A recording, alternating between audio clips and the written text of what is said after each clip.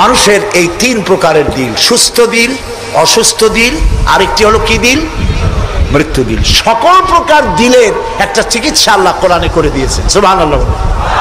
আল্লাহ রাব্বুল আলামিন বলেন, সব হৃদয় জনিত, কলব জনিত রোগের চিকিৎসা হলো আলা বিযিকিরিল্লাহি তাতমাইন্নুল কুলুব। একমাত্র আমার স্মরণ, আমার জিকির, আমার স্মরণ মানুষের অন্তরাত্মাকে ঠান্ডা করে দিতে পারে, কলিজা ঠান্ডা করে দিতে পারে।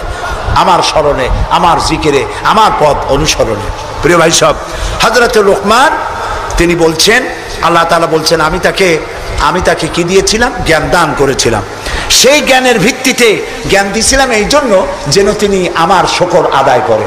হযরত লোকমান আল্লাহর দেওয়া জ্ঞান দিয়ে শুকর আদায় করলেন এইভাবে যে তিনি আল্লাহর গুণগান, আল্লাহর তাওহীদের প্রচার শুরু করে দিলেন। সুবহানাল্লাহ। আল্লাহ তাআলা বলছেন, ওমা ইয়াশকুর, যে ব্যক্তি কৃতজ্ঞতা স্বীকার করে তার নিজের জন্য, আর যে করে না সে তার নিজের ক্ষতিই করে। এই যে আমরা মাগরিবের নামাজ পড়লাম, এই নামাজ পড়ছি কার জন্য? বলেন সবাই। উপকার হবে কার? উপকার হবে আমার। এই যে মাঝে মধ্যে আপনারা আলহামদুলিল্লাহ বলেন, সুবহানাল্লাহ বলেন, এতে উপকার কি আল্লাহ না আমার? বলেন সবাই। আমার।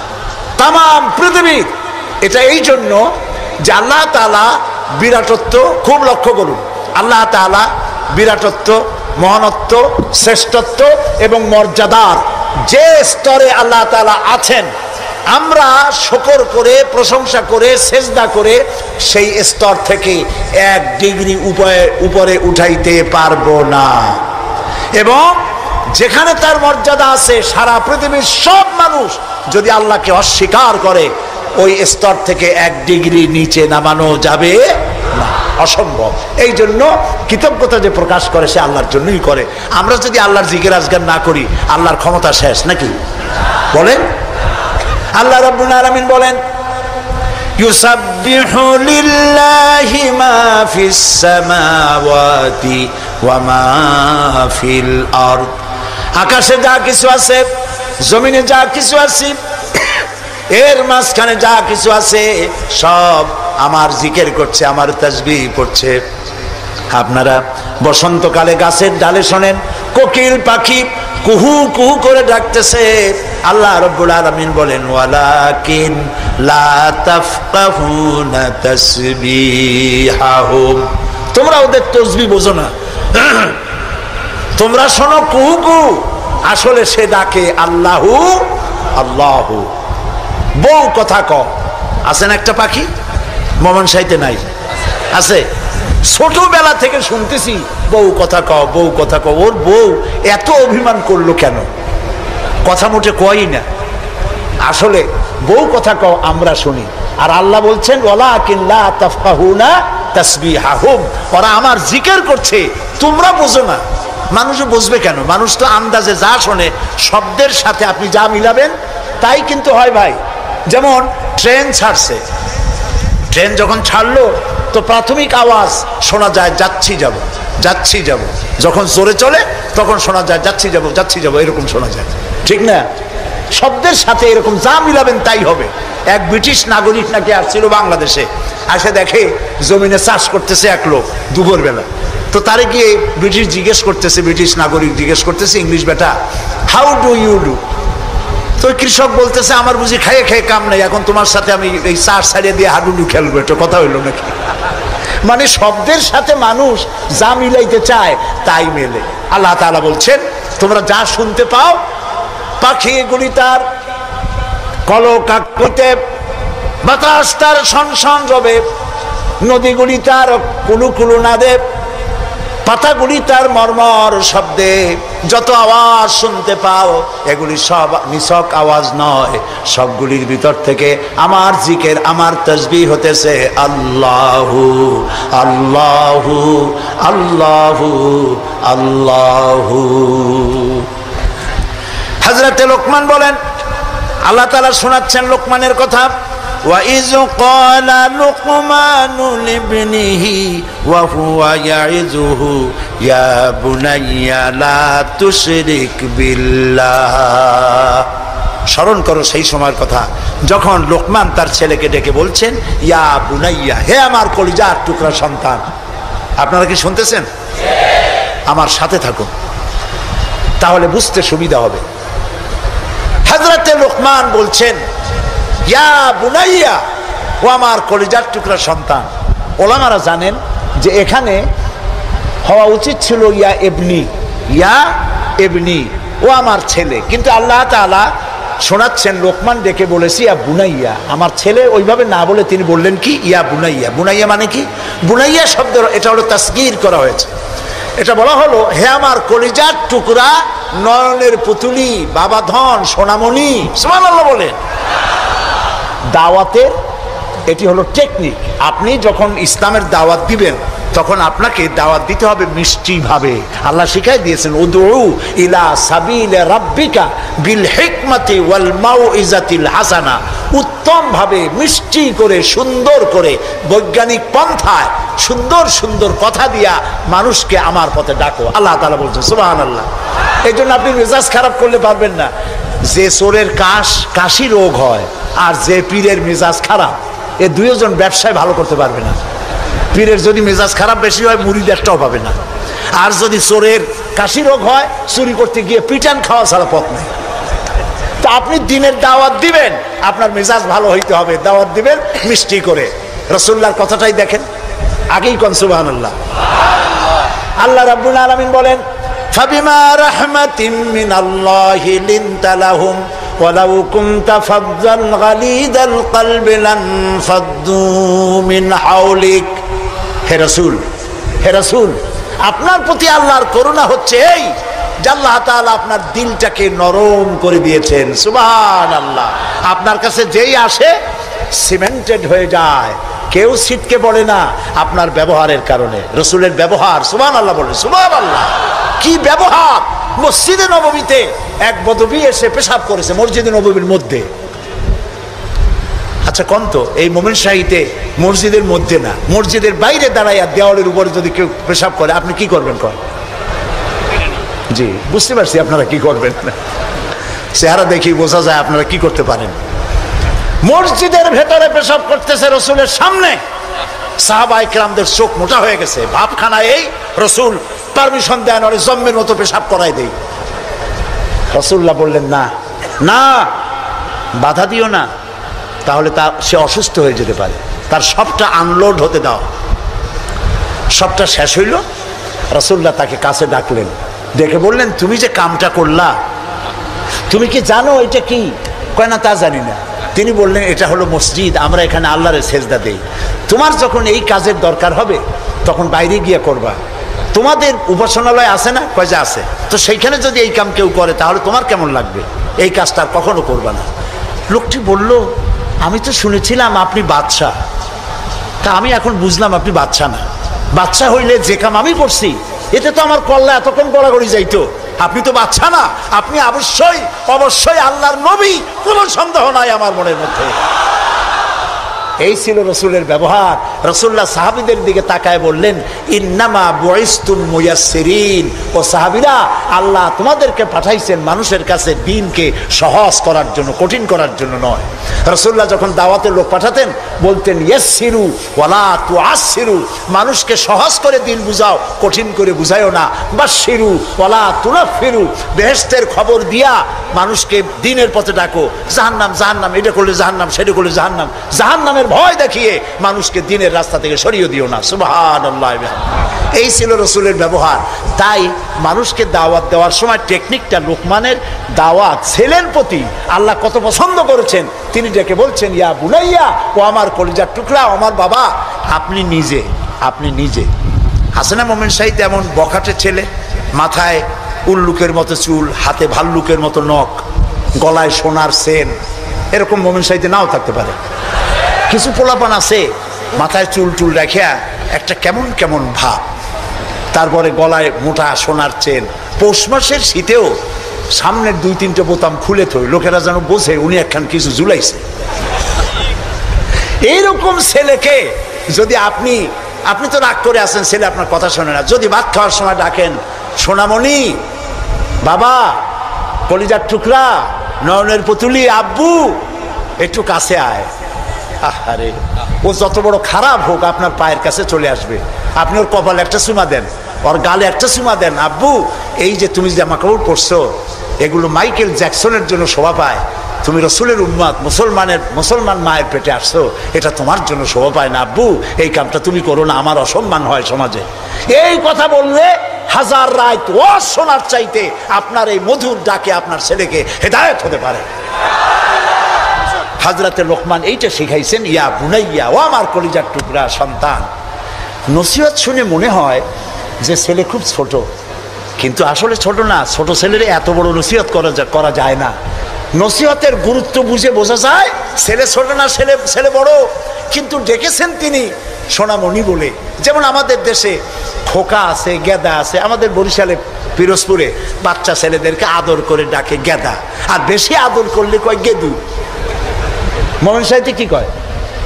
খোকা কয় না? খোকা খোকা বা গেদা কিছু বলে তো বাচ্চাদেরকে? গেন্দা। হ্যাঁ গেন্দা, গেন্দা তো আরো মজা। এখন গেন্দা, জি। তো খোকারে ডাক দিল, এই খোকা, গেন্দু, আরে মেহমান আসছে, একটু চাটা নিয়ে আয়।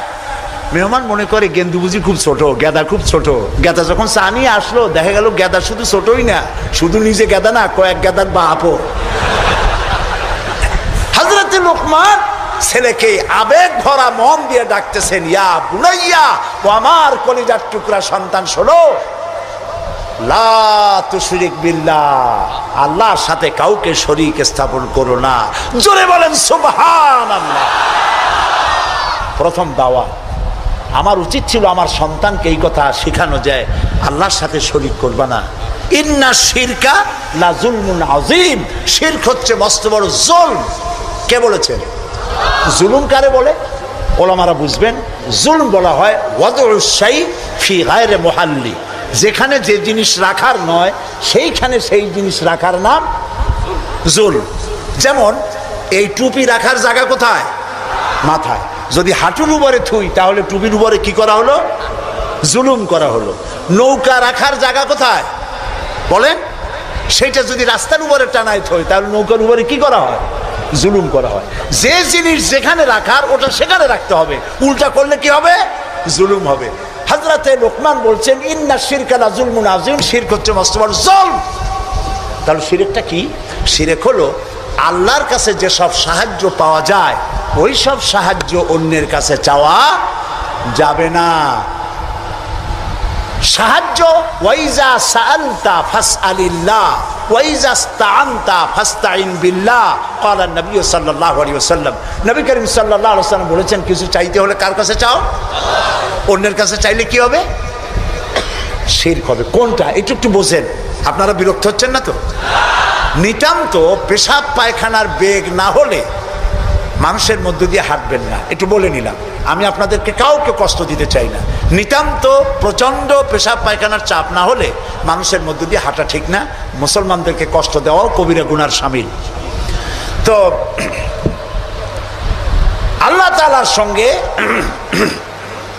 চাইলে পরে চাওয়াটাই শিরক নয়। যেমন আমার ঘরে অনেক সময় মেহমান আসে, আমার ঘরে চা বানাবো, চিনি নেই, তখন আমার ঘরের কাজের লোককে বলা হয় দোতলায় যাও বা তিনতলায় যাও, একটু চা, একটুখানি চায়ের পাতা বা একটুখানি চিনি চায়ে নিয়ে আসো। এটা কিন্তু শিরক না।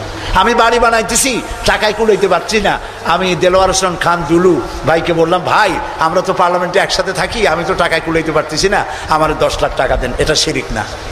কথা কি বুঝে আসতেছে? কোনটা শিরক? শিরক হলো বিবাহ করেছে 8-10 বছর বাচ্চা হয় না, এই বাচ্চা আপনি কোনো খাজা বাবা কোনো পীরের মাজারে চাইতে পারবেন না, এটার নামই শিরক। আমার অসুখ হয়েছে, আমি রোগ মুক্তির জন্য কোনো পীরের নামে মানত করতে পারি না, হারাম। মানুষের নামে মরা পীর অথবা জীবিত পীর, কোন পীরের নামে মানত এবং তার কাছে আশা পূরণের জন্য যাওয়া জায়েজ নাই, হারাম, হারাম এবং হারাম। মানুষের এই বডিটা এত সুন্দর করে সাজায় দিয়েছেন, যদি মানুষ বুঝতো সব ছাড়িয়ে দিয়ে আল্লাহরে সেজদা করতো, শুধু আল্লাহ তোমার কত কুদরত, কত মেহেরবানি তোমার। একটা মাত্র জিহ্বা, হাজারো রকমের স্বাদ একটা মেশিনে আমরা পাই। এটার নাম কি? জিহ্বা। কি সুন্দর একটা জিহ্বা আল্লাহ দিলেন, একটা চুল পড়লে তাও টের পাওয়া যায়, টের পাওয়া যায় না? এই জিহ্বাটা মুখের মধ্যে দাঁতের উপর খুব যত্নশীল, দাঁতে যদি কিছু ঢোকে জিহ্বা খালি গুতুগুতি করতে থাকে যতক্ষণ সেটা বাইর করে না যায়। দাঁতের এত উপকারকারী জিহ্বা, সেই দাঁত যখনই সুযোগ পায় তখনই কামড় মারে। কথা বুঝতে পারছেন? খানিকটা বিরোধী দলের মতো, সুযোগ পাইলেই মারে। তো এখন মুখের মধ্যে জিহ্বা হলো একটা, এইটা দিয়ে পালন শাক একরকম মজা লাগে, লাল শাক আর এক রকম মজা লাগে, ইলিশ মাছ একরকম, পুঁটি মাছ আর এক রকম, খাসি একরকম, গোস্ত আর এক রকম, জিলাপি একরকম, রসগোল্লা আর এক রকম, চানাচুর আর এক রকম। না সব একরকম লাগে? এই ভিন্ন ভিন্ন স্বাদ গ্রহণ করার জন্য একটি মাত্র জিহ্বা কে দিলেন? কে দিলেন? সারা জীবন শকর আদায় করে কুলাইতে পারবো?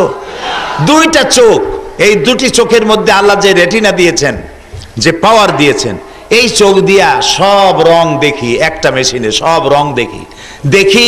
আমরা দেখি নেগেটিভ, কিন্তু এটা আল্লাহ তাআলা করে দেন পজিটিভ। যা দেখি সবটা নেগেটিভ, কিন্তু আল্লাহ তাআলা ভেতরে এমন কারুকার্য করে রেখেছেন যার জন্য আমরা পজিটিভ দেখতে পাই। এই চোখ দুটি আল্লাহ তাআলা সেট করেছেন। আবার চোখের মধ্যে, চোখে মানুষে পলক মারে, আপনারা মারেন কিনা? নারায়ণগঞ্জে মারেন? ইচ্ছা করে মারেন না। ইচ্ছা করে যদি চোখে পলক মারতেন তাহলে চোখ খালি ভটর ভটর করতো। এটা অটোমেটিক হয়। কেন হয়? রাস্তা দিয়ে হাঁটবেন, শহরে হাঁটবেন, অসংখ্য পলিউশন, রোগ জীবাণু মহাশূন্যের ভিতরে বাতাসে উঠতে থাকে, এগুলি চোখের মধ্যে প্রবেশ করতে থাকে। আল্লাহ রাব্বুল আলামিন চোখের ভিতরে পানির মতো করে ওষুধ রেখে দিয়েছেন, চোখ যাতে নষ্ট না হয়, দৃষ্টি শক্তি যাতে নষ্ট না হয়ে যায়। আল্লাহ রাব্বুল আলামিন চোখের পাতা দিয়া অটোমেটিক পলক লাগায়া চোখকে প্রতি মুহূর্তে আল্লাহ তাআলা ক্লিন করে দিতেছেন, যাতে তোমার কোনো কষ্ট না হয়। মানুষের কিডনি লাগে একটা, চিকিৎসা বিজ্ঞানীদের কাছে জিজ্ঞেস করুন, ডাক্তারদের জিজ্ঞেস করুন, একটা কিডনি মানুষের জন্য যথেষ্ট, প্রাণীর জন্য যথেষ্ট। কিন্তু আল্লাহ দিছে কয়টা? দুইটা। একটা যদি ফেল করে তাহলে যেন আর একটাই কাজ হয়। জেট প্লেন যেগুলি DC-10, 4টা ইঞ্জিন থাকে মহাশূন্যে। যদি গাড়ির মতো, লঞ্চের মতো ইঞ্জিন, পথে ঘাটে গাড়ি চলেন না আপনারা? বাসে ট্রেনে যখন যান ইঞ্জিন নষ্ট হয় না? একবার তো আমাদের এক গাড়িতে আমাকে ভালাই ধুয়ে গেল, কুলাউড়ে যাচ্ছিলাম, সে কোথায় যেন, সিলেট। রাত 2:30টার সময় গাড়ি দাঁড়ায় আছে, গাড়ি চলে না। সবাই চিন্তা করলো এত সময় দাঁড়ায় আছে কেন, গাড়ি চলে না কেন? বাইরে তাকায় দেখে ইঞ্জিন নেই, ইঞ্জিন চলে গেছে। যখন গাড়ি থেমেছে, যে ধাক্কা লাগছে ইঞ্জিনের সাথে, এরকম একটা হুক লাগানো থাকে পেছনের বগিগুলোর, ওইটা উঁচু হয়ে গেছে, ইঞ্জিন তো চলতেই থাকে।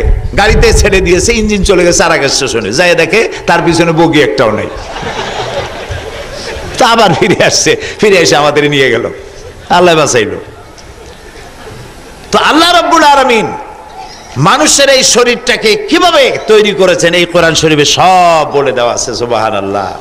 লাগবে একটা কিডনি, আল্লাহ দিলেন দুইটা কিডনি। আপনার হার্ট, এই হার্ট হলো আপনার জন্য একটা, এটা হলো জেনারেটর, বডিটাকে গরম রাখার জন্য এবং আপনার ব্লাড সার্কুলেশনের জন্য আপনার হার্ট হলো আপনার জন্য generator, main engine heart. Heart এভাবে সিস্টোলিক অ্যান্ড ডায়াস্টোলিক এরকম হচ্ছে, পাঞ্চ করতেছে। বিজ্ঞানীরা বলেছেন আমরা সব বুঝি মানুষের বডির, কিন্তু এইটা এরকম করে কেন, কার হুকুমে করে এটা জানি না। বেটারা জানবা না, এটা আল্লাহর হুকুমে হতে থাকে। মানুষ খায়, যেটা খাবার খেলো, কার্বোহাইড্রেট বলে এটাকে, কার্বোহাইড্রেট। কার্বোহাইড্রেট কি কি? আটা জাতীয় খাদ্য, চাউল জাতীয় খাদ্য, চিনি জাতীয় খাদ্য, ডাল জাতীয় খাদ্য।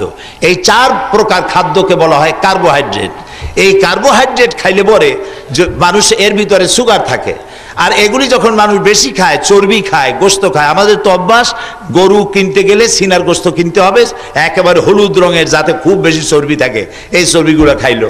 তারপরে পাঙ্গাসের পেটি খাইলো। আমি যখন অফিসারদের মাঝে বক্তৃতা করি, আমি বলি দেখেন ভাইরা, পাঙ্গাসের পেটি, খাসির চর্বি, ঘুষের টাকা দিয়ে যত বেশি করবেন আপনার করোনারি আর্টারিগুলি ব্লক হয়ে যাবে, ঠাস করে মরে যাবেন।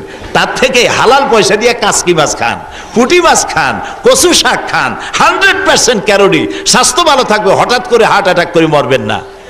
আর পেটটাও তরমুজের সাইজের মতো বিশাল হয়ে যাবে না।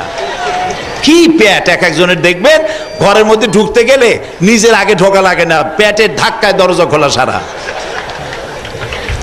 এখন মানুষের হার্টের মধ্যে আর্টারি রয়েছে, আর্টারিগুলির ভেতরে গিয়ে এইটা হলো আর্টারি, এরকম ছিদ্র আছে। এই ছিদ্রগুলির ভেতরে যত তেল খাবেন, চর্বি খাবেন, সবগুলি গিয়ে ভেতরে ওই দেওয়ালটা পুরো করতে থাকে। পুরো হতে হতে এক সময় ব্লাড যাতায়াত বন্ধ হয়ে যায়, বেদনা শুরু হয়, এটাকে অ্যানজাইমা বলা হয়। বেদনা শুরু হলো।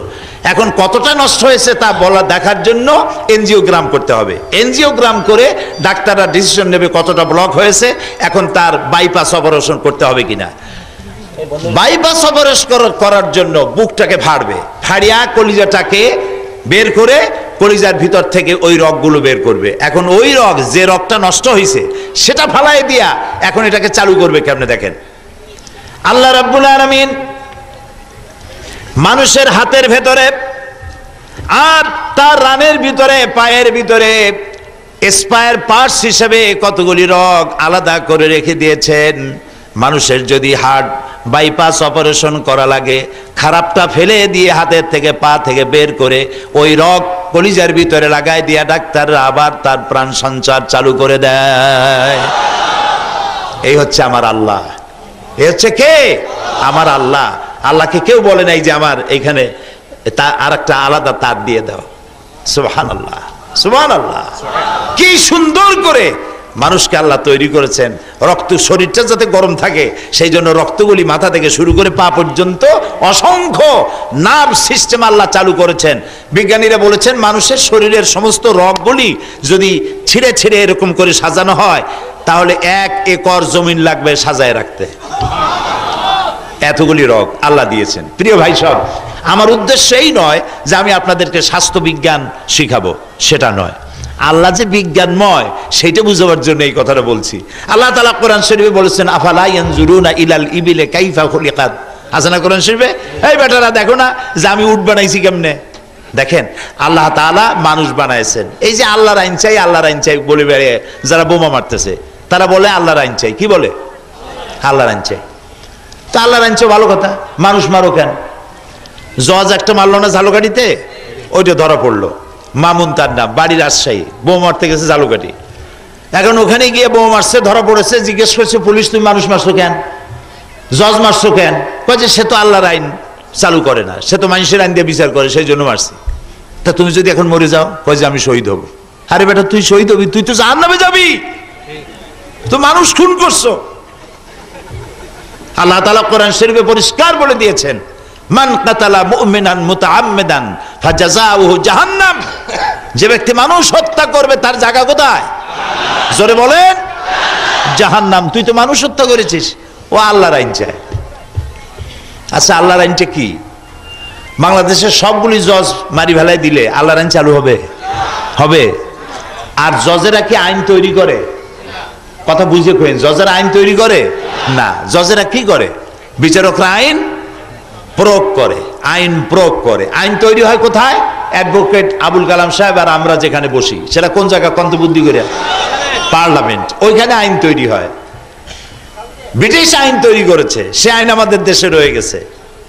আল্লাহর আইন চালু করার জন্য জজ মারবা শয়তান। এটা কি জোরে কোন? এটা কি শয়তান?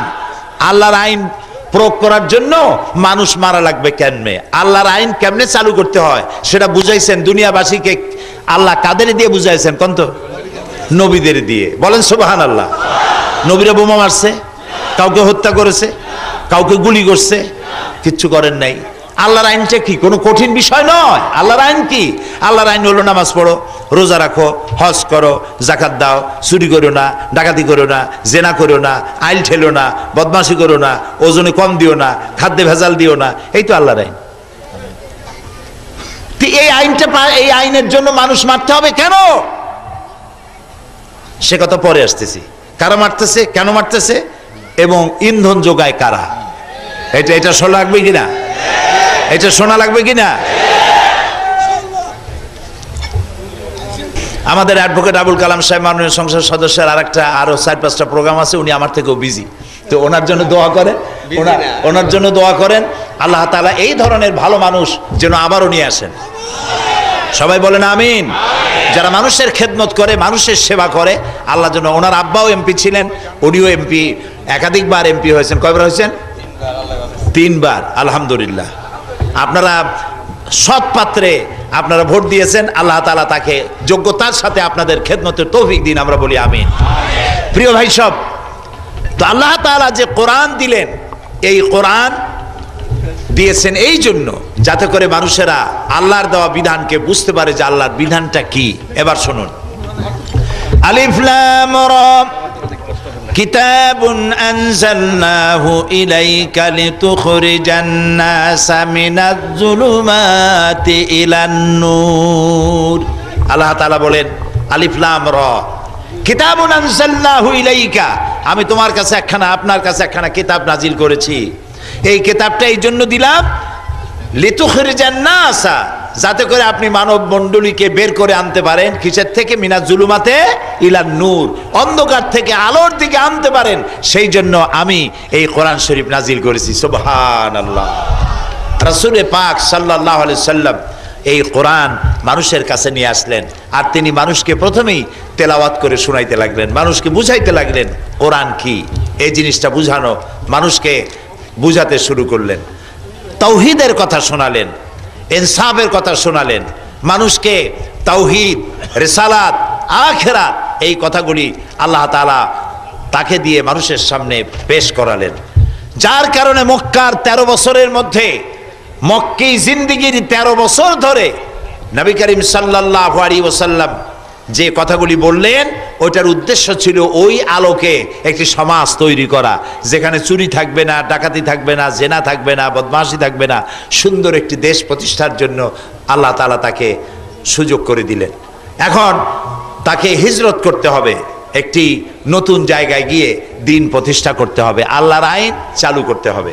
সে আল্লাহর আইনটা কি? এবার দেখেন, আল্লাহর নবী গভীর রাত্রে হযরতে জিবরাইল এসে বলছেন, ইয়া রাসূলুল্লাহ, আল্লাহ আপনাকে হুকুম করেছেন হিজরতের জন্য।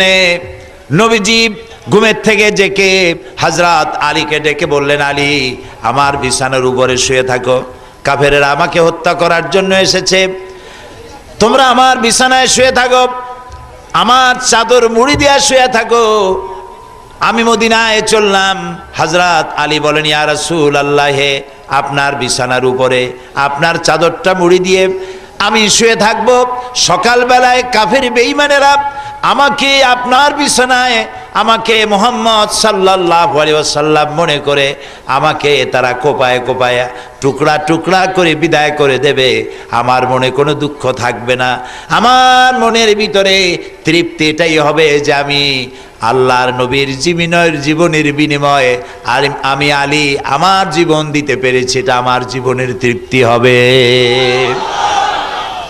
নবী করিম সাল্লাল্লাহু আলাইহি ওয়াসাল্লাম হযরত আলীকে শোয়ায় রেখা হযরত আবু বকর রাদিয়াল্লাহু তাআলা আনহুকে সাথে করে নিয়ে তিনি চলে গেলেন কোথায় কোন তো?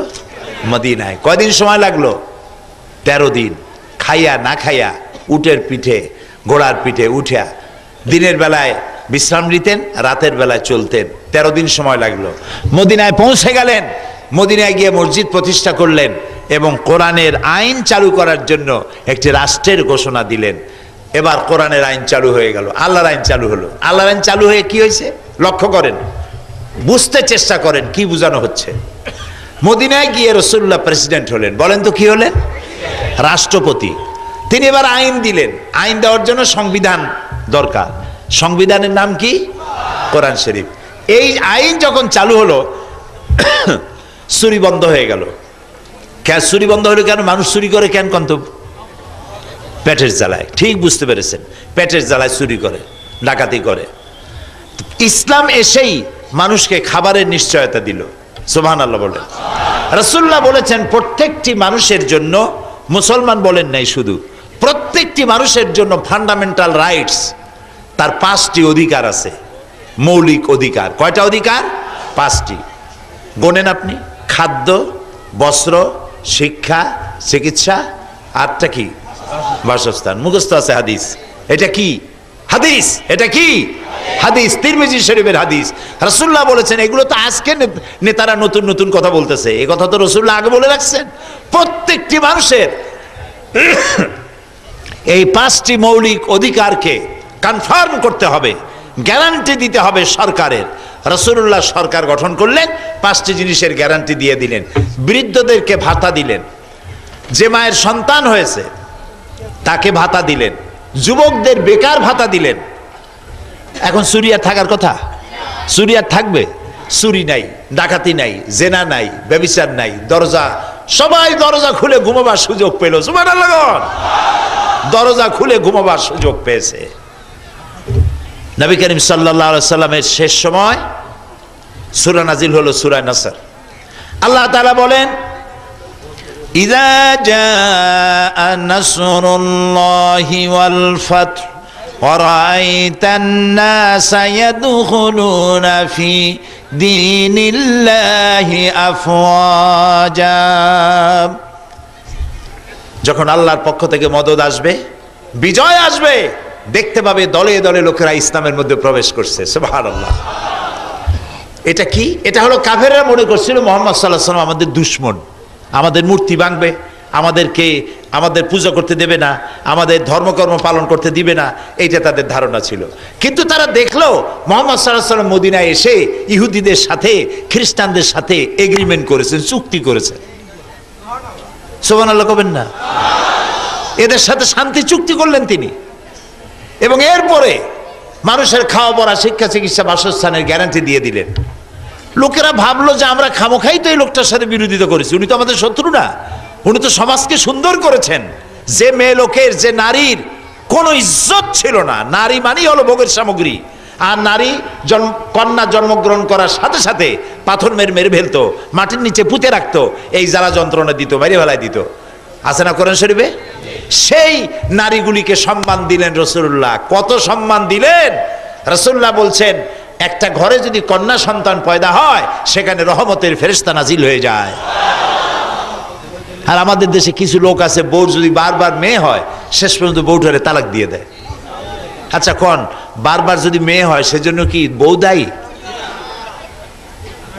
এটা আল্লাহর ইচ্ছা। এই কোরআন শরীফে আল্লাহ বলছেন, আমি কাউকে পুত্র দেই, কাউকে কন্যা দেই, কাউকে কন্যাও দেই, পুত্রও দেই, কাউকে কিছুই দেই না। ক্ষমতা কার? জোরে বলেন, আল্লাহ তাআলার ক্ষমতা। ওরা মেয়েগুলিকে মেরে ফেলে দিত। আর রাসূলুল্লাহ বলছেন, মেয়ে যেখানে হয় আল্লাহর রহমতের ফেরেশতা আসে এবং মেয়েটার মাথার উপরে হাত বুলায় আর বলে কি জানেন? আবু দাউদ শরীফের হাদিস। রাসূলুল্লাহ বলছেন, ফেরেশতা বলতে থাকে, এটি একটি ছোট্ট মেয়ে, এই মেয়েটিকে যে আদর করবে, যত্ন করবে, স্নেহ করবে, দিন শিখাবে, ঈমান শিখাবে এবং বয়স প্রাপ্ত হলে সৎপাত্রস্থ করবে, এই মেয়েটিকে এ ধরনের সাহায্য যারাই করবে, আল্লাহর সাহায্য তার প্রতি কিয়ামত পর্যন্ত অব্যাহত থাকবে। ছেলের ব্যাপারে এরকম কোনো হাদিস নেই, ছেলের ব্যাপারে এরকম কোনো হাদিস নেই। রাসূলুল্লাহ বলেছেন, যার 2 মেয়ে হয়, 3 কন্যার পিতা যদি কেউ হয়, 2 কন্যার পিতা যদি কেউ হয়, আর মেয়েগুলিকে যদি যত্ন করে, আদর করে, দিন শিখায়, ঈমান শিখায়, স্নেহ করে, কিয়ামতের দিন সেই 2 কন্যা বা 3 কন্যার পিতা আর আমি মুহাম্মদ সাল্লাল্লাহু আলাইহি সাল্লাম জান্নাতের ভেতরে পাশাপাশি অবস্থান করব। এখন দেখেন বরকত কি ছেলেতে না মেয়েতে? আলহামদুলিল্লাহ বলে। এবার দেখুন কোরআন শরীফে আল্লাহ তাআলা বলছেন যে আমি কাউকে কন্যা দেই, কাউকে পুত্র সন্তান দেই, কাউকে কন্যা সন্তান দেই। আগে বলছে কার কথা? না না, কন্যা। আমি কাউকে কন্যা দেই, কাউকে পুত্র দেই। আগে বলেছে কার কথা? আল্লামা ইবনে কাসির, তাফসীর ইবনে কাসিরের নাম সব আলেমরা জানেন। তাফসীর ইবনে কাসির, আল্লামা ইবনে কাসির এই আয়াতের তাফসীর করতে গিয়ে লিখেছেন, যেই দম্পতির, যেই স্বামী স্ত্রীর প্রথম সন্তান হয় কন্যা, সেই দম্পতি বেশি বরকতপূর্ণ। কারণ আল্লাহ পুত্র দিয়ে শুরু করেন না, আল্লাহ শুরু করছেন কি দিয়া? কন্যা দিয়া। সাহাবীরা এক জায়গায় বসা, রাসূলুল্লাহ বক্তব্য রাখছেন, দেখা গেল ছোট্ট একটা বাচ্চা হামাগুড়ি দিয়ে আসছে। ওই ছেলেটার বাচ্চা, যে ছেলেটার বাপ, যে ছেলেটারে উঠাইয়া চুমা দিয়া কোলের মধ্যে বসাইছে। একটু পরে আরেকটা ছোট্ট মেয়ে কষ্ট করে হেঁটে হেঁটে একবার পরে ওঠে, এরকম করে করে আসছে। ওই লোকটা তারে হাত দিয়ে ধরিয়া সামনে বসাই দিল। রাসূলুল্লাহ জিজ্ঞেস করলেন, রাসূলুল্লাহ বক্তব্য রাখছেন, কিন্তু এই দৃশ্য তার চোখ এড়ায় নাই, রহমতের নবী। তিনি জিজ্ঞেস করলেন, ছেলেটা কার? কয়, হুজুর ছেলেটা তো আমার। মেয়েটা কার? হুজুর মেয়েটা আমার। আচ্ছা, তুমি ছেলেটার সাথে যে ব্যবহার করলে আর মেয়েটার সাথে যে ব্যবহার করলে, এটা কি উচিত হয়েছে? তুমি তো পিতা, তোমার তো সমান ব্যবহার করা উচিত ছিল। ছেলেটারে নিয়ে কোলে নিয়ে যেমন চুমা দিছ, মেয়েটাকেও কোলে নিয়ে চুমা দিয়ে বসানো উচিত ছিল কোলের মধ্যে। এই জন্য তিনি রহমতের নবী ছিলেন। কাজী মেয়ে হলে পরে মেয়ে কারো মুখ কালো হয়ে যাওয়া, বউর সাথে রাগারাগি করা, শ্বশুর বাড়ি না যাওয়া, এগুলো বেকুবের কাজ, আহাম্মকের কাজ। ইসলাম এসে নারীর মর্যাদা দিল, সাদা কালো মানুষের আকাশচুম্বী ব্যবধান দূর করে দিল। কাফেররা দেখলো ইনি তো সাধারণ মানুষ নন, আমরা খামোখাই লোকটার সাথে বিরোধিতা করেছি। আল্লাহ তাআলা বলছেন, যখন ইসলামের বিজয় আসবে, আপনি দেখতে পাবেন দলে দলে লোক ইসলামে প্রবেশ করতেছে। সুবহানাল্লাহ। রাসূলুল্লাহর শেষ জীবনে মক্কা মদিনার আশেপাশে কাফের একটাও ছিল না, সব মুসলমান হয়ে গেছিল। এটা কি যুদ্ধ করে হয়েছে বলেন? আপনারা বলতে পারেন বদর, ওহদ, হুনাইন, ইয়ারমুক, তাবুক, এইসব যুদ্ধ হয়েছে কেন? এখান থেকে রাসূলুল্লাহ যুদ্ধ করছেন, সেনাপতির দায়িত্ব পালন করেছেন। একটি যুদ্ধ অফেন্সিভ ছিল না, সবগুলি ছিল ডিফেন্সিভ, সবগুলি ছিল প্রতিরোধমূলক। ওরা আক্রমণ করেছে, রাসূল প্রতিরোধ করেছেন। রাসূলুল্লাহ নিজে আক্রমণ করেছেন, এর কোনো দলিল নাই, একটা যুদ্ধ নাই। সুতরাং যারা আল্লাহর আইন চালু করার জন্য বোমা মারে আর জেহাদের অপব্যাখ্যা করে, জেহাদটা কি? জেহাদ আর সন্ত্রাস মিলাই ফেলাইছে, নাউজুবিল্লাহ বলে। এরা বোঝে না, মাথায় ঘিলু নাই। মুসলমানের সন্তান জেহাদ কারে বলে, সন্ত্রাস কারে বলে, তাও বোঝে না। জেহাদ আর সন্ত্রাস দুটি এক জিনিস নয়। জেহাদ যারা এখন ওই যে জামাতুল মুজাহিদিন যারা বানাইছে, এইগুলোর নাম জামাতুল মুজাহিদিন না হইয়া নাম হওয়া উচিত জামাতুল শায়াতিন। এটা শয়তানের জামাত। এটা কিসের জামাত? এটা শয়তানের জামাত। জেহাদ, খুব কান খুলে শুনুন, জেহাদের অনুমতি দেওয়ার, মারামারি করার, যুদ্ধ করার অনুমতি দেওয়ার, বোমা মারার অনুমতি দেওয়ার কোনো এখতিয়ার কোনো নাগরিকের নাই, কোনো দলের নাই, কোনো দলের প্রধানের নাই। ইসলাম যে যুদ্ধ জেহাদের অনুমতি দিয়েছে, সেটা কখন? এটা মুসলিম দেশ। বাংলাদেশ কি দেশ? মুসলিম প্রধান দেশ। অবশ্যই এখানে অন্যান্য জাতিও আছে, আমরা সবাই মিলেমিশেই আছি, কিন্তু এটা মুসলিম প্রধান দেশ। আমাদের দেশে যদি বাইরের কোনো দেশ আক্রমণ করে, আর যদি দেশের সরকার, আর্মি নামায়েদা, আর্মি, বিডিআর, পুলিশ সবকে যদি বলা হয় আমার দেশ আক্রান্ত হয়েছে, দেশবাসী আইন শৃঙ্খলা নিয়োজিত, প্রতিরক্ষার দায়িত্বে নিয়োজিত লোকদের সাহায্য করো, যুদ্ধ করো, দেশ বাঁচাও, তখন এইটার নাম জেহাদ, এবং এই জেহাদে অংশগ্রহণ করা প্রত্যেক নাগরিকের জন্য ফরজ হয়ে যায়। কিন্তু তুমি জামাতুল মুজাহিদিন কোথার ব্যাংক, কোথার ভুইভোর বাংলাদেশের জজ মারার অনুমতি দিয়েছ? দোয়া করেন আল্লাহর কাছে, এই বাংলা ভাই যদি ধরা পড়ে, ইংরেজি ভাই বানায় দেওয়া হবে। এই শায়েখ রহমান যেখানে পাওয়া যাবে, সরকারের কাছে বলতে চাই, একে ধরিয়া এর কাছ থেকে কথা আদায় করে নিয়ে, কার থেকে করেছে, কে পরামর্শ দিয়েছে, কে পয়সা দিয়েছে, সব কথা আদায় করিয়া জেলের মধ্যে অন্ধকার কুঠুরিতে ফাঁসি দেওয়া নয়, পল্টনের ময়দানে গাছে ঝুলাইয়া ব্রাশ ফায়ার করে ওর গোশত, চামড়া, হাড্ডি বাতাসের সাথে উড়িয়ে দাও।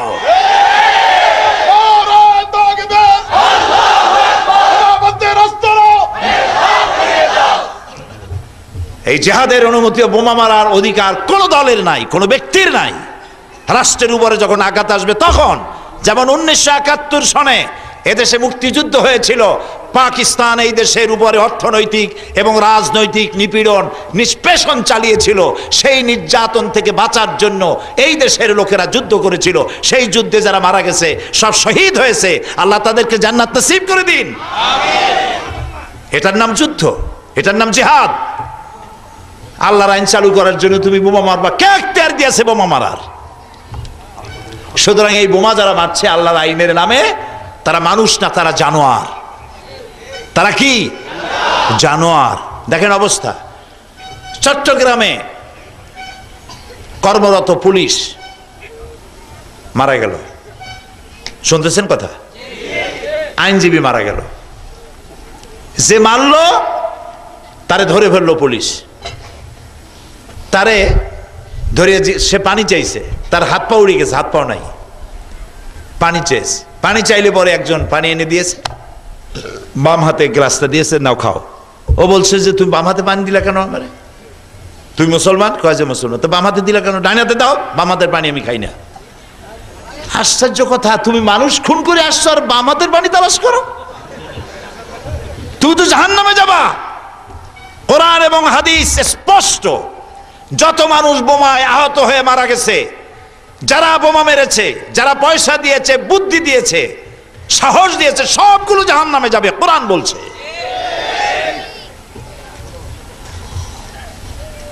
মানুষ খুন করে এসে বাম হাতের পানি খাবে না। একজনের নাকি মদ খাওয়ার খুব অভ্যাস ছিল, মোষ ছিল খুব বড়, এমন এত বড় মোষ যে গ্লাস মুখের মধ্যে দিলে মোষ সবগুলো মুখের মধ্যে ঢুকে যায়। সেই জন্য সে বাম হাত দিয়ে মোষ বহুত কষ্ট করে উঁচু করিয়া তারপরে ডান হাতের গ্লাস দিয়ে মদ খাইতেছে। একজনে দেখি কয়, ভাই মদ খাওয়াতে এত কষ্ট করো কেন? মোষগুলার এরকম উল্টাই দিয়া কয় যে, ভাই আলেমদের মুখে শুনছি এই পানি জাতীয় কোনো জিনিস খাইতে গেলে যদি মোষ ভেজে তাতে নাকি মাকরু হয়। ও খায়, শয়তানে খাইতেছে কি মদ, ভয় করতেছে কি রে? মকরুরে ভয় করতেছে, খাইতেছে হারাম। আহারে, পুলিশ মারলো। আমি পত্রিকায় দেখে চোখের পানি রাখতে পারি নাই যে পুলিশটা মারা গেল সে কি অপরাধ করেছিল। জজ এবং বিচারালয়ের নিরাপত্তা দেওয়ার জন্য পুলিশ দাঁড়ায় আছে, সেই পুলিশটা মারা গেল বোমার আঘাতে। পুলিশের জুতা, পায়ের বুট, গায়ের জামা, পুলিশের অস্ত্র, আর তার চাপ চাপ রক্ত। এর পাশে আরেকটা পুলিশ দাঁড়ায় আছে, তার চোখ দিয়ে দর দর করে পানি পড়তেছে। সে তার সহকর্মীকে বাঁচাইতে পারে নাই। ওই পুলিশের ছোট্ট মেয়ে যার সাথে দেখা হয় তারে জিজ্ঞেস করে, আমার আব্বা কি অপরাধ করছিল, কেন মারলো তারে? কি জবাব আছে? পুলিশ আমাদের দেশে সব থেকে কম বেতন পায়। এত কষ্ট, খাওয়া নাই, পড়া নাই, সব সময় খাইতে পারে না, সব সময় ডিউটি। বোমা পড়লে সেখানেই তাকে যেতে হবে। মাপ নাই, ঈদ নাই, শীত নাই, শুক্রবার নাই, বৃষ্টি নাই, ঝড় নাই, অর্ডার হয়েছে, খাও নাই, সারা রাত দাঁড়ায় পাহারা দাও, পাহারা দিতে হয়। এই পুলিশগুলি মারতেছো, কোন জাহান্নামে জায়গা হবে? জাহান্নামেও জায়গা হবে না। জাহান্নামের কোনায় কানায় ছাপড়া উঠাইয়া সেইখানে নিজের খোরাকিতে খাইতে হবে। জাহান্নামের ফ্রি খোরাকও তোদের কপালে হবে না। শয়তান, শয়তান। আচ্ছা বলেন, এদেশে আল্লাহর আইন কি ব্রিটিশ আমলে ছিল? কথা আসতে করলে বুঝি কি? ব্রিটিশ আমলে আল্লাহর আইন ছিল? এদেশে আল্লাহর আইন ব্রিটিশ আমলে ছিল না। পাকিস্তান আসলো ইসলামের নাম করিয়া, ইসলামের আইন চালু করবে, করছিল? একটাও করছিল? ব্রিটিশ আমল থেকে শুরু করে আজ পর্যন্ত আল্লাহর আইন একটাও চালু আছে? নাই। এতদিন তোমরা কোথায় ছিল? এখন আল্লাহর আইন তালাশ করতে আসছো? এই জোট সরকারের 4 বছর যাইতে না যাইতে এখন আল্লাহর আইনের জন্য এত জজবা দিল কেডা? কোন দেশ এই জজবা দিল তোমাদের? কারা পয়সা দিল, কারা অস্ত্র দিল? সব বেরিয়ে যাবে ইনশাআল্লাহ, ইনশাআল্লাহ। আর একটা ঘটলেই জামাত কানেকশন আছে, যাদব কানেকশন যদি হয় সমস্ত পত্রিকাগুলি উঠে পড়ে রেখে যায়, না ইনি ফেরেশতার মতো চরিত্র, যাদব কানেকশন যদি হয়। আর কোন মুসলমান ধরা পড়লো এর সাথে জামাত কানেকশন আছে। কি কানেকশন? যে বোমা মারছে তার বাবা, খালাতো ভাইয়ের মামু, নানার শালা জামাত কর্তৃক প্রতিষ্ঠিত একটা মসজিদে নামাজ পড়তো। এই হলো জামাত কানেকশন। কি আশ্চর্য কথা! জামাত তো দেশে নতুন আন্দোলন শুরু করে নাই, অর্ধ শত বছর 60-এর দশক থেকে শুরু করে সবগুলি গণতান্ত্রিক আন্দোলনের নেতৃত্ব দিয়েছে জামাত ইসলামী। বোমা মারার রাজনীতিতে জামাত বিশ্বাস করে না। এদের অসংখ্য বই আছে, লাখ লক্ষ লক্ষ সাহিত্যের ভান্ডার ছড়ানো আছে বাংলাদেশের সর্বত্র। তাদের বইপত্র পড়ে একটা লাইন বার করেন তো, যে ওই লাইনটা পড়লে সন্ত্রাসকে উস্কে দেওয়া হয়, একটা লাইন বাইর করেন। আমাদের নেতারা তো গোপনে গোপনে থাকে না, নেতাদের বক্তব্যের মধ্যে থেকে একটা বক্তৃতা বাইর করেন যেখানে আছে সন্ত্রাসীকে উস্কানি দেওয়া, এই যে আমার কথাই বলেন, প্রায় অর্ধশত বছর ইসলামের কথা বলছি, পৃথিবীর 4টা মহাদেশের অর্ধশত বেশি দেশ আল্লাহ সবর করাইছেন, রাষ্ট্রীয়ভাবে, সরকারিভাবে, বেসরকারিভাবে। আমার প্রত্যেকটি বক্তৃতা অডিও হয়, ভিডিও হয়, সিডি হয়, ভিসিডি হয়, ডিভিডি হয়, ইন্টারনেটে যায়, ইমেলে চলে যায় এবং ওয়েবসাইটে চলে যায়, সারা পৃথিবীর মানুষ দেখতে পারে। একটা বক্তৃতা বের করুন আমার, যা দিয়ে মানুষকে উত্তেজিত করা হয়েছে সন্ত্রাসের উপরে, বরং কোরআন এবং হাদিস দিয়ে মানুষকে সব জায়গায় বোঝানো হচ্ছে মানুষকে হত্যা করা। আল্লাহ তাআলা বলেছেন সূরা মায়েদার মধ্যে, একটা মানুষ যদি কেউ হত্যা করে সে যেন সারা পৃথিবীর সব মানুষকে হত্যা করলো। আল্লাহ তাআলা বলেছেন একটি মানুষকে বেঁচে থাকার সুযোগ যদি কেউ করে দেয় সে যেন পৃথিবীর সব মানুষকে বেঁচে থাকার সুযোগ করে দিল। ইসলাম উদারতা এবং ভালোবাসা দিয়ে ভরা, সুবহানাল্লাহ বলে। এখানে মারামারির জায়গা নাই। আল্লাহর নাম সালাম, আল্লাহর নাম কি? সালাম মানে কি? শান্তি। ইসলাম কি? শান্তি। রসুল কি? রহমত। ওমা আরসালনাকা ইল্লা রাহমাতাল লিল আলামিন। আল্লাহ শান্তি, ইসলাম শান্তি, আসছে রহমতের কাছে। রহমত কে? রাসূলুল্লাহ, রহমতের কাছে। এবং আমাদের সাথে যার যখন দেখা হয় তখনই আমরা বলি আসসালামু আলাইকুম, আপনার উপর আল্লাহর শান্তি হোক, বলি কিনা? নামাজের প্রত্যেক নামাজের ডান দিকে বাম দিকে ফিরে আসসালামু আলাইকুম, শান্তি আর শান্তি। জানাজার শেষেও বলি আসসালামু আলাইকুম। এরপরে যখন মানুষ মারা যায়, যদি নেক আমল করে মরতে পারে সে যাবে দারুস সালাম, আল্লাহর জান্নাতে চলে যাবে, লাস্ট ডেস্টিনেশন। এখানে মারামারির কোনো অবকাশ নাই, ঝগড়াঝাটির অবকাশ নাই। দেখেন আল্লাহ কি সুন্দর করে কোরআনে মানুষকে বুঝায়। আল্লাহ তাআলা তো বলতে পারতেন, নবী আপনারে আমি দিয়ে দিলাম ফোর্স, ফেরেশতা দিয়ে সাহায্য করব, আর মানুষ দিয়েও সাহায্য করব, ইসলাম যারা মানে না সবগুলার গলা কাটেন। আল্লাহ যদি এটা বলতে পারতেন না? অথবা আল্লাহ তো এটাও করতে পারতেন, যে ব্যক্তি ইসলামের বিরুদ্ধে বক্তৃতা করবে তার মুখ ব্যাখ্যা হয়ে যাবে, ইসলামের ব্যাপারে উল্টা লিখবে, তার আঙ্গুল থরথর করে কাঁপবে, লিখতে পারবে না। আল্লাহ এগুলি পারেন না? পারেন কিনা? আল্লাহ কি এগুলি করছেন? করেন নাই। আল্লাহ তাআলা কোরআন শরীফ বলছেন তুমি আমার বিরোধিতা করো কেন?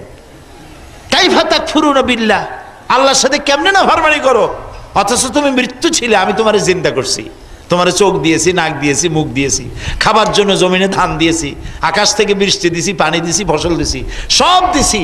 আফালা তাকিলুন, বুদ্ধি নাই, বোঝো না? আফালা তুবসিরুন, চোখ নাই, দেখতে পাও না? আফালা তাসমাউন, আমার এই কথাগুলি শুনতে পাও না? আল্লাহ তাআলা এরকম করে মানুষকে বুঝান। সুবহানাল্লাহ। নবী করিম সাল্লাল্লাহু আলাইহি ওয়াসাল্লাম মদিনা শরীফ থেকে, এখন মদিনা এসে তিনি প্রেসিডেন্ট, 10,000 সৈন্য নিয়ে মক্কা প্রবেশ করছেন। সুবহানাল্লাহ বলেন। সাথে কত লোক? 10,000, আর 10,000 তরবারি সাথে। সুবহানাল্লাহ। রাসূলুল্লাহ বললেন এখানে অবস্থান করো, মক্কা দূরে, এখানে থাকো। রাসূলুল্লাহ বললেন পায়খানা বানাও খুব কম,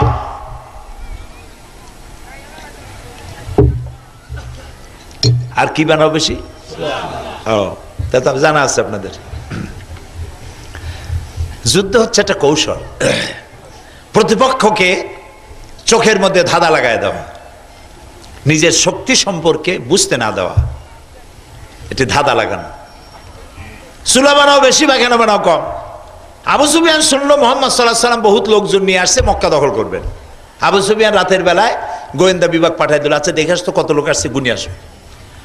শেষ রাত্রি পর্যন্ত অপেক্ষা করিয়া গোয়েন্দা বিভাগের লোক আসে আবু সুফিয়ানকে রিপোর্ট করলো, আবু সুফিয়ান এই মানুষ কত তা গুনবো কি, চুলা যে কত গুনতে গুনতে ফজর হয়ে গেছে।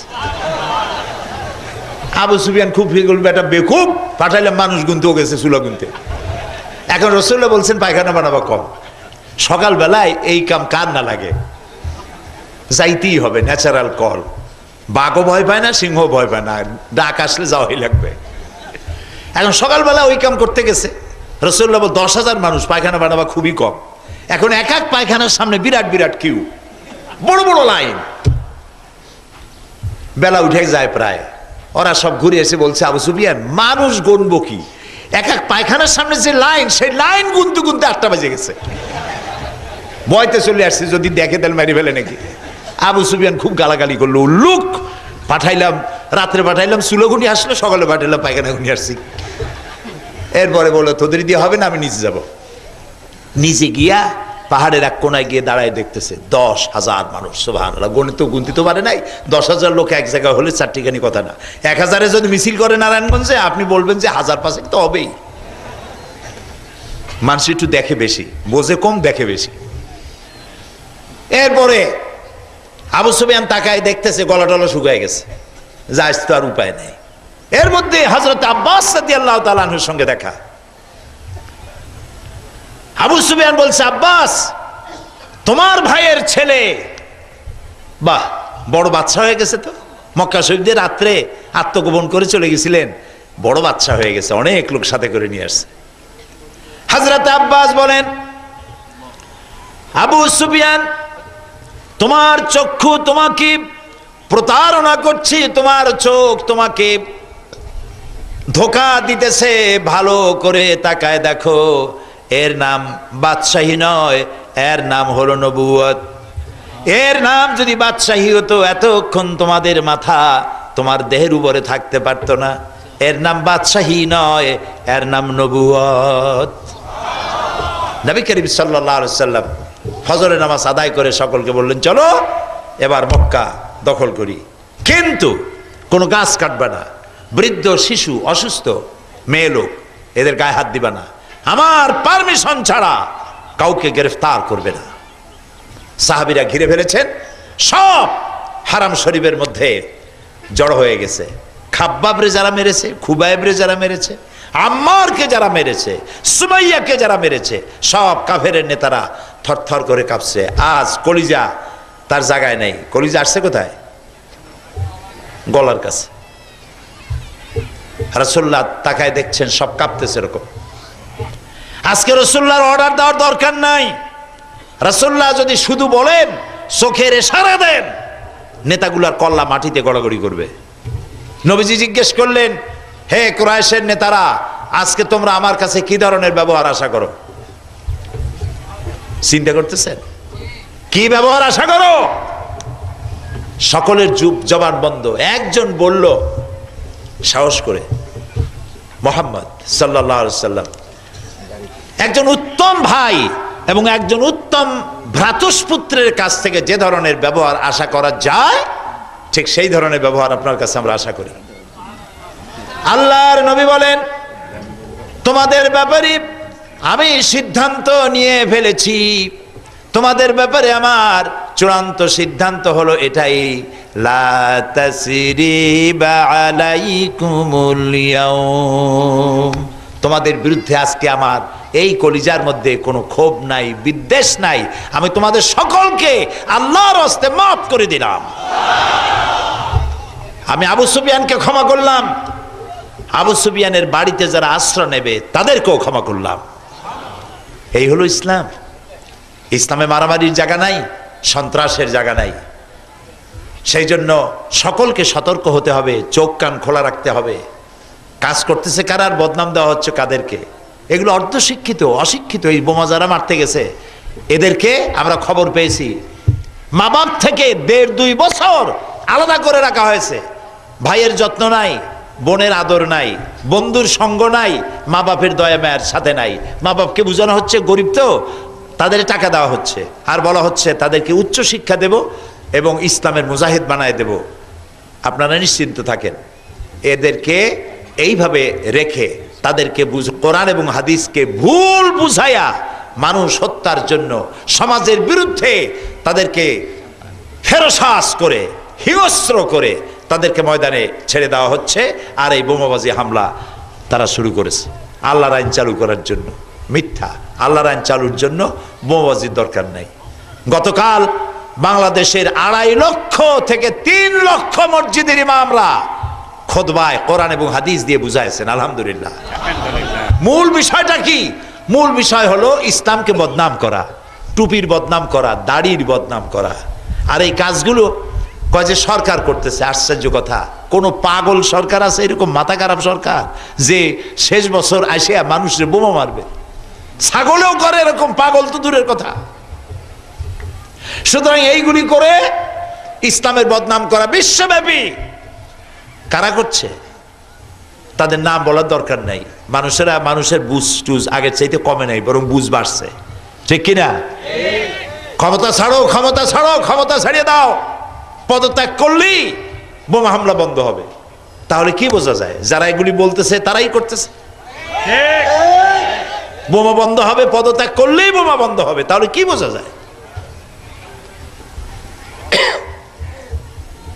সুতরাং মেজাজ খুব খারাপ, এই জন্য ক্ষমতা হারানোর বেদনা মারাত্মক। আমি পার্লামেন্টে বক্তৃতায় বলছিলাম, এক বুড়া মানুষ এক কবিরাজের কাছে গিয়ে বলছিল, কবিরাজ বাবু আমি তো সাংঘাতিক ভাবে দুর্বল হয়ে গেছি। কয় বুড়া হইলে মানুষ এরকম দুর্বল হয়?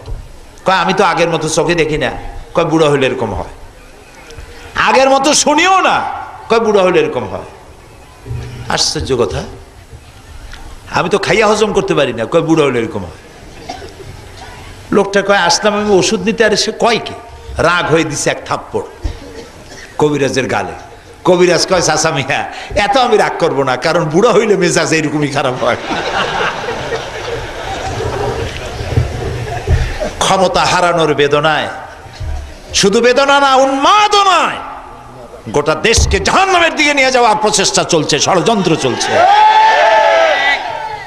এরা হচ্ছে তারা যারা তাদের ক্ষমতার আমলে 252টি মাদ্রাসা বন্ধ করে দিয়েছিল। এরা হচ্ছে ওরা যারা শাইখুল হাদিসকে গ্রেফতার করে জেলখানার ভিতরে 1 মাসের ভিতরে উযু গোসলের পানি দেয় নাই। এরা হচ্ছে ওরা যারা 2001 সনের 1 জানুয়ারি থেকে 30 জুন পর্যন্ত পাবলিক সিকিউরিটি অ্যাক্টে এদেশের 26,000 আলেমদেরকে গ্রেফতার করে কারাগারে নিক্ষেপ করেছিল। এখানেই শেষ নয়, এরা হচ্ছে ওই সব লোক যারা নির্বাচনের সময় মুসলমানের মাথার টুপি কুত্তার মাথার উপরে পরাইয়া, মুসলমানের দাড়ি কুত্তার মুখে লাগাইয়া লক্ষ লক্ষ পোস্টার ছাপাইয়া ছাড়া বাংলাদেশে ছড়িয়েছিল। এবার তারা বলছে ক্ষমতায় যেতে পারলে পঞ্চম সংশোধনী সংবিধানের এটাকে বাতিল ঘোষণা করবে। তার অর্থ কি? পঞ্চম সংশোধনী হচ্ছে সংবিধান একটি দেশকে পরিচালনা করে। শহীদ প্রেসিডেন্ট, স্বাধীনতার মহান ঘোষক শহীদ প্রেসিডেন্ট জিয়াউর রহমান, আল্লাহ বেহেশত নসিব করুন, এদেশের সংবিধানের শিরোনামে তিনি প্রথম ব্যক্তি যিনি লিখেছিলেন বিসমিল্লাহির রহমানির রহিম। যেখানে ধর্মনিরপেক্ষ মতবাদের কথা লেখা ছিল সেটাকে তুলে ফেলে দিয়ে সেখানে তিনি লিখেছেন আল্লাহর উপরে রাষ্ট্রের সমস্ত কাজ হবে আল্লাহর উপর ঈমান এবং অবিচল আস্থার উপরে নির্ভর করে। পঞ্চম সংশোধনীর অর্থ হলো, সংশোধনী বাতিল করার অর্থ হলো তারা ক্ষমতায় যেতে পারলে ধর্মনিরপেক্ষ মতবাদকে প্রতিষ্ঠিত করবে, সংবিধানের শিরোনাম থেকে বিসমিল্লাহ বিদায় করে দেবে, ধর্মভিত্তিক রাজনীতি নিষিদ্ধ ঘোষণা করে দেবে। প্রিয় ভাই সব, ধর্ম মানুষকে খারাপ বানায় না। ধর্ম যেই ধার্মিক সেই ভালো মানুষ, যেই ধার্মিক সে হিন্দু হোক খ্রিস্টান হোক, ধার্মিক মানেই ভালো মানুষ। আর আমাদের দেশ অধিকাংশ লোক ধর্মপরায়ণ, ধর্মভীরু, অধিকাংশ। 2-4টা তথাকথিত বুদ্ধিজীবী বাদ দিলে, কিছু সব বুদ্ধিজীবী খারাপ আমি বলি না, অনেক ভালো ভালো বুদ্ধিজীবী আছে। কিছু বুদ্ধিজীবী আছে এমন বুদ্ধির ঠেলায় মাথায় চুল টুল সব শেষ, ইন্টারন্যাশনাল এয়ারপোর্ট বুদ্ধি। এগুলি বাদে, এগুলো নামাজ নাই, রোজা নাই, আল্লাহ পরকালের চিন্তা নাই। বাকি সব মানুষ আমাদের দেশের ধর্মভীরু, হিন্দুরাও। এই যে আমাদের দেশে পূজা আর রোজা একসাথে হয়ে গেছে না, বলেন না কেন? এই যে পূজা আর রোজা একসাথে হলো, হিন্দু মুসলমানের মারামারি হয়েছে। আমার এলাকা পিরোজপুর শহরের সব থেকে বড় মসজিদ যেটা, সেটার পাশেই ছিল দুর্গা পূজার মণ্ডপ। আমরা যখন মিটিং করেছি, মিটিংয়ে পূজারীদেরকে বলেছি, নেতৃবৃন্দকে, যে রোজার মাস তো ইফতারির সময় আর তারাবির নামাজটার সময় আপনারা ঢোল যদি না বাজান তাহলে এটা আমাদের জন্য, আমাদের ইবাদতের জন্য খুব উপকার হয়, ভালো হয়। আর যেখানে মসজিদ কাছে নাই সেখানে আপনারা ঢোল বাজাবেন, কোনো অসুবিধা নেই। হিন্দুরা আমাদের কথা রক্ষা করেছে। তারা মাগরিবের সময় এবং সেহরি তারাবির সময় ঢোল বাজায় নাই। আমি রিপোর্ট নিলাম সারা বাংলাদেশে একই অবস্থা। হিন্দুরা মাগরিবের নামাজের সময় ঢোল বাজাইয়া নামাজের ডিস্টার্ব করে নাই।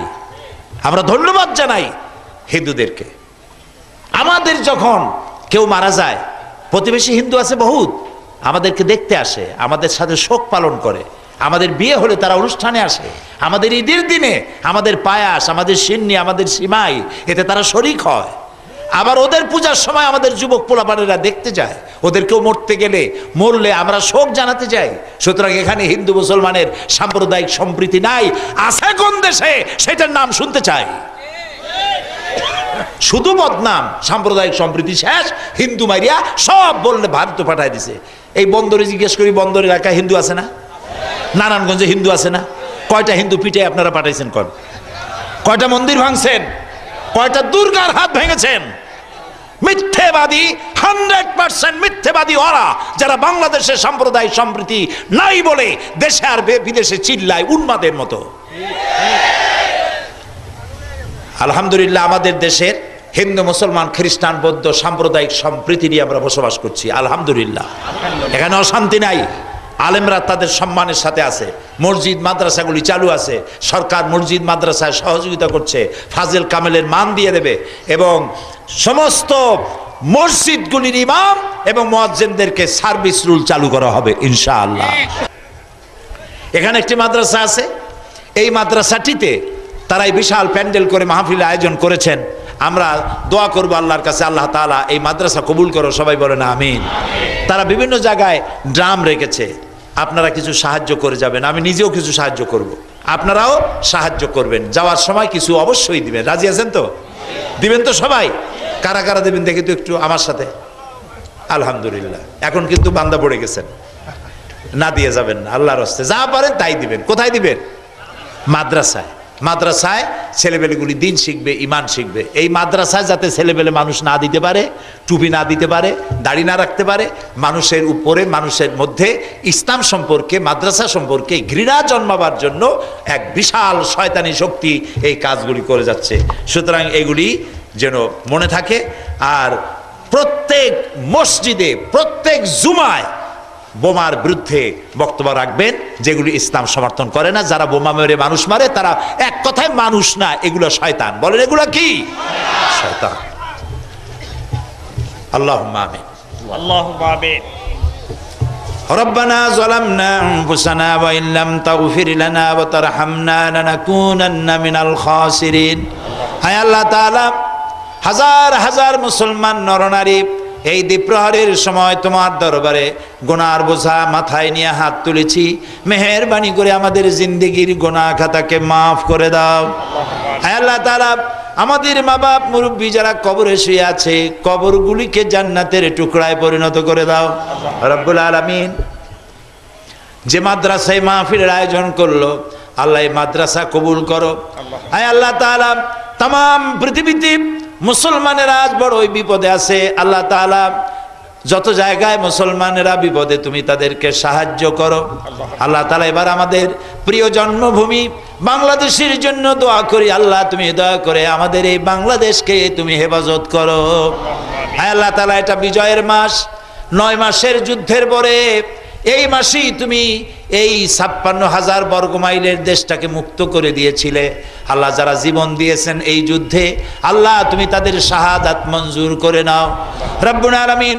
আমাদের দেশের স্বাধীনতা, সার্বভৌমত্ব, অখণ্ডত্ব কিয়ামত পর্যন্ত আল্লাহ তুমি কায়েম রাখো রব্বুল আলামিন। আমাদের দেশে তোমার আইনের নাম করে এক শ্রেণীর লোকেরা বোমা মারা শুরু করেছে, বিচারকদের উপরে, আইনজীবীদের উপরে, সাংবাদিকদের উপরে। আল্লাহ তাআলা, যেসব বিচারক, সাংবাদিক, আইনজীবী, নিরীহ মানুষ এই বোমায় মারা গেছে, আল্লাহ সবগুলির আত্মার প্রতি তুমি শান্তি দান করো, এবং তাদের বিবি বাল বাচ্চা যাদেরকে দুনিয়ায় রেখে গেছে, আল্লাহ তাআলা তাদের সহায়ক তুমি হয়ে যাও। আল্লাহ, পুলিশ বাহিনী, পুলিশ, আর্মি, বিডিআর, র্যাব এবং আইন শৃঙ্খলার সাথে নিয়োজিত যে সমস্ত বাহিনী রয়েছে, সমস্ত বাহিনীকে আল্লাহ তুমি দয়া করে হেফাজত করো। আল্লাহ তাআলা, কারাই বোমা মারতেছে তুমি খুব ভালো জানো। কোরআন সামনে নিয়ে তোমার দরবারে বিনীতভাবে ফরিয়াদ জানাচ্ছি, মাবুদ, তুমি আমাদের বিশ্বাস, আমাদের ইয়াকিন, আমাদের ঈমান, আমাদের আকীদা আমরা কোথায় বসা তুমি দেখতে পাচ্ছ। আমরা কি বলছি তুমি শুনতে পাচ্ছ। আল্লাহ তাআলা তোমার কাছে বিনয়ের সাথে বলছি, যারা বোমা মারতেছে আল্লাহ তুমি দয়া করে এদের হেদায়েত করে দাও। এদের যারা বুদ্ধি দেয়, পয়সা দেয়, এদের হেদায়েত দিয়ে দাও আল্লাহ, এদের হেদায়েত দিয়ে দাও আল্লাহ। এরপরে বলি, যারা বুদ্ধি দেয়, পয়সা দেয়, সহযোগিতা করে আর বোমা মারে, এগুলার কপালে যদি হেদায়েত না থাকে, নমরুদ ফেরাউনরে যেমনে ধ্বংস করেছো আল্লাহ, বোমাবাজগুলোকে গজব দিয়া, লানত দিয়া বাংলাদেশ থেকে শয়তানগুলিকে দূর করে দাও আল্লাহ তাআলা। আল্লাহ তুমি দোয়া কবুল করো, আল্লাহ তুমি দোয়া কবুল করো। আল্লাহ আমাদের দেশটার বদনাম হতে দিও না মাবুদ। এই 56,000 বর্গ মাইলের দেশে 14 কোটি মুসলমান এখানে বাস করে। আল্লাহ তাআলা তুমি দয়া করো, মেহেরবানি করো, বোমা মারা নর পশুগুলোকে ধরায় দাও মাবুদ, সরকারকে ধরার তৌফিক দিয়ে দাও। এ শায়েখ রহমান আর বাংলা এটা কোথায় আল্লাহ, পুলিশকে ধরার তৌফিক দিয়ে দাও, প্রচন্ড শাস্তি দেওয়ার তৌফিক দিয়ে দাও মাবুদ। অতি তাড়াতাড়ি শয়তানদেরকে আল্লাহ তুমি ধরায় দাও। আল্লাহ তাআলা 14 কোটি মানুষের জীবন তোমার কাছে ভিক্ষা চাইতেছি। মানুষ অসুখ বিসুখ হয়ে মরে, এটা তো আলাদা কথা, তুমি তো নিবাই, কিন্তু যার যে পুলিশ ঘরের থেকে বউ বাচ্চার কাছ থেকে সালাম দিয়ে গেল কাজ করতে, ডিউটি করতে, পুলিশটা ফিরে আসলো লাশ হয়ে, জজ ফিরে গেল লাশ হয়ে, সাংবাদিক ফিরে গেল লাশ হয়ে, তার বাবা তার সন্তানরে কি করে সান্ত্বনা দেওয়া যায় বাবু? আল্লাহ তাআলা তোমার কাছে বিনীতভাবে আরজ করি বাবু, তুমি আমাদের এই 14 কোটি মানুষের জীবন বোমাবাজদের হাত থেকে ভিক্ষা চাই, খয়রাত চাই, আল্লাহ তুমি ভিক্ষা দাও আল্লাহ, তুমি দোয়া কবুল করো। ইয়া হাইয়ু ইয়া কাইয়ুম পড়েন, ইয়া হাইয়ু ইয়া কাইয়ুম, ইয়া হাইয়ু ইয়া কাইয়ুম, ইয়া হাইয়ু ইয়া কাইয়ুম বিরহমাতিকা নাস্তাগীস। আল্লাহ তোমার কাছে সাহায্য চাই, তুমি সাহায্য দাও আল্লাহ তাআলা। সাংবাদিকরা কষ্ট করে দৌড়দৌড়ি করে জীবনের ঝুঁকি নিয়ে সাংবাদিকতা করেন, আল্লাহ তাদের জীবনকেও তুমি হেফাজত করো এবং সঠিক বস্তুনিষ্ঠ সাংবাদিকতা করার তৌফিক দান করো আল্লাহ তাআলা। মা বোনেরা বহুত কষ্ট করে এসেছেন, আল্লাহ মা বোনদের উপরে রহমত নাজিল করো। নিঃসন্তানীকে সন্তান দাও, যার অসুখ আছে অসুখ ভালো করে দাও। স্বামী স্ত্রীর মধ্যে মিল মহব্বত নাই, আল্লাহ মহব্বত পয়দা করে দাও। সন্তানেরা কথা শোনে না, সন্তানদেরকে ফরমাবরদার বানাও। সর্বোপরি এই মাদ্রাসাটা আল্লাহ তুমি দয়া করে কবুল করো। যেসব ভাইরা হাত উঁচু করেছেন কিছু দিবেন বলে, কেউ যেন না দিয়ে না যায়, আল্লাহ সকলকে দেওয়ার তৌফিক দান করে দাও আল্লাহ। এটা হজের মৌসুম, পৃথিবীর চতুর্দিক থেকে হাজিরা তোমার কাবা শরীফে যাবেন, যিনি যেভাবে যাবেন সকলের যাতায়াত আসান করে দাও। হজটা নিরাপদে করে নিরাপদে প্রত্যেকের বাড়িতে প্রত্যেককে আল্লাহ তুমি ফিরাই দিও। ربنا تقبل منا إنك أنت السميع العليم وتب علينا إنك أنت التواب الرحيم سبحان ربك رب العزة عما يصفون وسلام على المرسلين الحمد لله رب العالمين واجعل آخر كلامنا عند الموت لا إله إلا الله محمد رسول الله